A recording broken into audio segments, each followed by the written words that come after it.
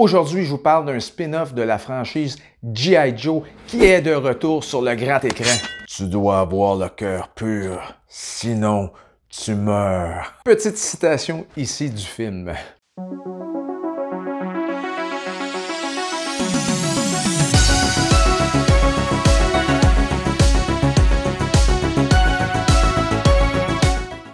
Oh oui, les matelots, ici votre capitaine. Aujourd'hui, comme j'ai dit en introduction, je vous parle d'un spin-off de la franchise G.I. Joe. J'ai nommé Snake Eyes. J'ai grandi dans les années 80, sûrement comme plusieurs d'entre vous, donc j'étais très interpellé par le film. Parce que pour tous ceux qui ont connu les samedis matins animés, savent que G.I. Joe était très populaire. Dans ces années-là, on était peut-être plus G.I. Joe ou Transformer. Pour ma part, j'étais plus G.I. Joe et j'avais toute la collection de Cobra. Déjà à cette époque, j'étais attiré par le côté obscur. Donc, Storm Shadow était mon préféré. Ça me donnait encore plus envie d'aller voir le film. Commençons avec les points forts. Au début, l'acteur qui incarne Snake Eyes parle directement aux spectateurs dans la salle pour les remercier de s'être déplacé au cinéma pour voir le film. J'ai trouvé que c'est une très belle attention de la part des studios. Et le casting, que dire des deux acteurs principaux qui ont été très bien choisis, à Henry Golding qui interprète Snake Eyes et qu'on a pu apercevoir dans Last Christmas et Une petite faveur. Une belle petite trouvaille, si vous n'avez pas vu ce film, allez le regarder. Et Andrew Koji qui interprète Storm Shadow, qui est à l'honneur dans la série Warrior. J'ai beaucoup aimé l'univers dans lequel il nous plonge. Il y a beaucoup d'action, tout en continuant l'histoire. Et que dire de l'entraînement pour être un ninja, ça me parlait. J'avais juste le goût de rentrer dans le film puis faire l'entraînement avec eux autres.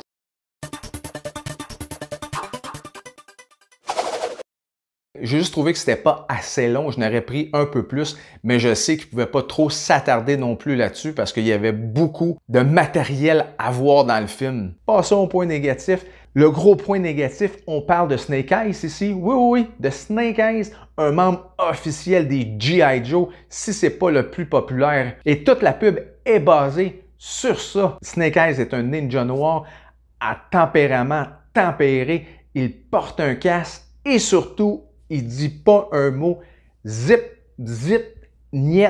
Et dans le film, c'est complètement le contraire. Un vrai moulin à paroles, blablabla, bla, bla, bla, par-ci, blablabla, par-là. Et un tempérament colérique. Il n'arrête pas 2 secondes. Et surtout, il porte le casque une fois. Oh, c'est quoi ça? Je sais pas s'ils ont prévu de faire une suite pour expliquer tout ça, mais il y a une grosse différence entre la partie animée et le film. Et l'autre point qui m'a beaucoup déçu, c'est les scènes de combat.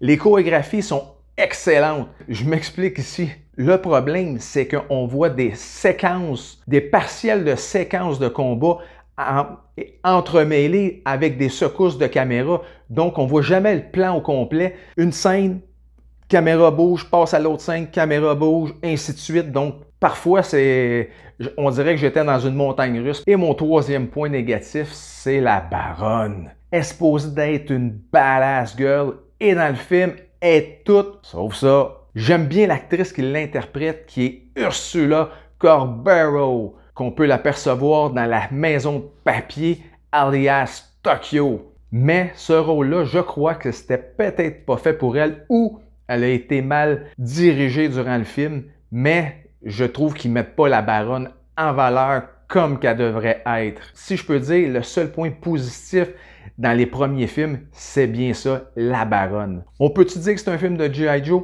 Je ne crois pas. Le film aurait pu s'appeler Le Ninja Noir et ça aurait mieux passé. Est-ce qu'il est meilleur que les deux autres? Absolument oui. Ça reste quand même un très bon divertissement.